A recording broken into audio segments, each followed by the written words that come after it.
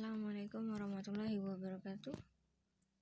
Di sini saya Eka Superdawati dan Serela Selma Hazara. Kelompok 12 akan menyampaikan materi mengenai analisis tingkat kesukaran butir soal hasil belajar. Oke, langsung saja ke pembahasan. Analisis kesukaran soal. Jadi asumsi yang digunakan untuk memperoleh kualitas soal yang baik di samping memenuhi validitas dan reliabilitas adalah adanya keseimbangan dari tingkat kesulitan soal tersebut. Nah, keseimbangan yang dimaksud adalah adanya soal-soal yang termasuk mudah, sedang, dan sukar secara proporsional. Nah, tingkat kesukaran soal dipandang dari kesanggupan atau kemampuan siswa dalam menjawabnya, bukan dilihat dari sudut guru sebagai pembuat soal. Soal yang baik adalah soal yang tidak terlalu mudah dan tidak terlalu sukar. Soal yang terlalu mudah tidak merangsang siswa untuk mempertinggi usaha memecahkannya. Sebaliknya, soal yang terlalu sukar akan menyebabkan siswa menjadi putus asa dan tidak mempunyai semangat untuk mencoba lagi karena di luar kemampuannya. Nah, jadi bermutu atau tidaknya butir-butir soal tes hasil belajar pertama-tama dapat diketahui dari derajat kesukaran atau taraf kesulitan yang dimiliki oleh masing-masing butir item tersebut. Butir-butir item dapat dikatakan baik apabila butir-butir tersebut tidak terlalu sukar dan tidak pula terlalu mudah. Maka apabila seluruh testi itu kayak peserta yang mengisi soal, tidak dapat menjawab soal dengan betul karena terlalu sukar, tidak dapat disebut sebagai item yang baik. Dan apabila seluruh testi atau peserta tes itu dapat menjawab dengan betul karena soal terlalu mudah, juga tidak dapat dimasukkan dalam kategori yang baik.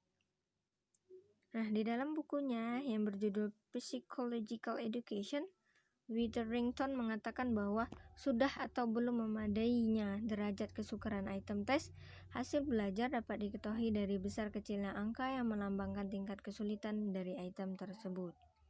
Angka yang dapat memberikan petunjuk mengenai tingkat kesukaran item tersebut dikenal dengan istilah difficulty index.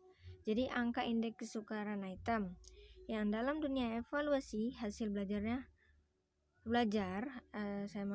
evaluasi hasil belajar umumnya dilambangkan dengan huruf P, yaitu proportion. Nah, satu tes tidak boleh terlalu mudah dan juga tidak boleh terlalu sukar atau susah. Sebuah item yang terlalu mudah sehingga seluruh siswa dapat menjawab dengan benar bukan item yang baik. Begitu pula item yang terlalu sukar sehingga tidak dapat dijawab oleh siswa juga tidak baik. Jadi item yang baik adalah item yang mempunyai derajat kesukaran tertentu. Nah, tingkat kesukaran soal adalah peluang untuk menjawab benar atau suatu soal pada suatu tingkat kemampuan, atau bisa dikatakan untuk mengetahui sebuah soal itu tergolong mudah atau sukar.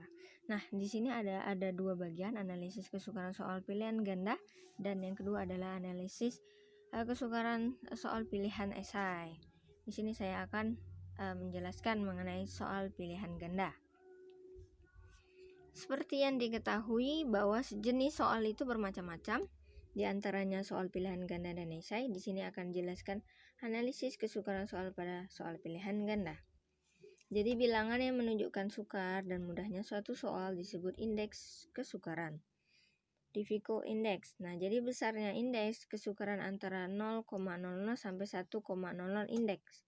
Jadi, indeks kesukaran ini menunjukkan taraf kesukaran soal, sehingga soal dengan indeks 0,00 menunjukkan bahwa soal itu terlalu sukar. Sebaliknya, indeks 1,00 ini menunjukkan bahwa soalnya terlalu mudah.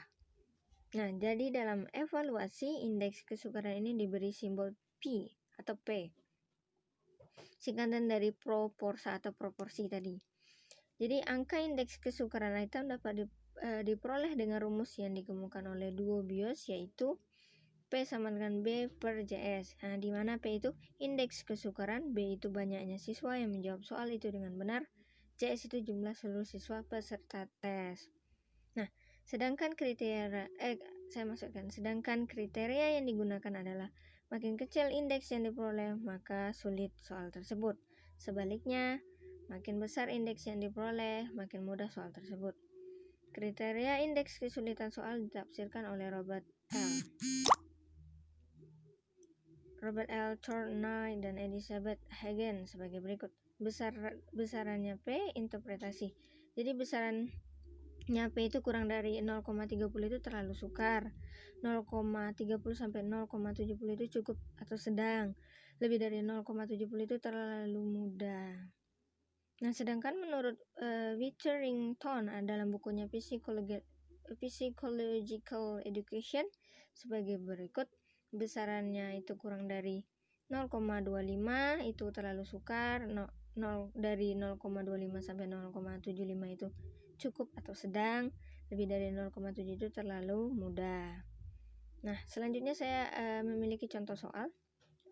Kawan-kawan lihat tabel yang di sana ada ABCDE, itu ada 5 orang siswa dengan 5 soal dan skornya masing-masing. Jadi ada 5 siswa yang mengikuti suatu ujian yang terdiri dari 5 soal. Nah, dari 5 siswa tersebut terdapat 3 orang yang dapat menjawab soal nomor 1. Ini ya, soal nomor 1. Nah, maka indeks kesukarannya adalah P sama dengan B per JS. Nah, dari tabel di atas itu disajikan data dapat ditafsirkan bahwa yang pertama itu soal nomor 1 mempunyai taraf kesukaran 3/5 sama dengan 0,6 kriteria dengan kriteria sedang. Nah, soal nomor 3 adalah soal dengan taraf kesukaran 2/5 sama dengan 0,4 jadi kriterianya sedang. Soal nomor 4 adalah soal dengan taraf kesukaran 1/5 jadi sama dengan 0,2 kriteria sukar. Yang keempat itu soal nomor 5 adalah soal dengan taraf kesukaran 4/5 sama dengan 0,8 dengan kriteria sedang. Nah, perlu diketahui bahwa soal-soal yang terlalu mudah dan terlalu sukar lalu tidak berarti tidak boleh digunakan. Hal ini tergantung dari penggunaannya. Jika dari pengikut yang banyak kita menghendaki yang lulus hanya sedikit, kita ambil siswa yang paling top atau yang paling tinggi skornya. Untuk itu lebih baik diambilkan soal-soal tes yang lebih sukar atau lebih susah. Dan sebaliknya, jika kekurangan pengikut ujian, kita pilihkan soal-soal yang mudah. Selain itu, soal yang sukar akan menambah semangat belajar bagi siswa yang pandai. Sedangkan soal-soal yang terlalu mudah akan membangkitkan semangat siswa yang tidak pandai. Jadi, maka dari itu, dalam penyusunan suatu naskah ujian, sebaiknya digunakan butir soal yang mempunyai tingkat kesukaran berimbang, yaitu soal berkategori sukar sebanyak 25%, kategori sedang 50%, dan kategori mudah 25%. Oke, mungkin itu materi yang dari saya, maka akan dilanjutkan oleh teman saya. Terima kasih. Wassalamualaikum warahmatullahi wabarakatuh.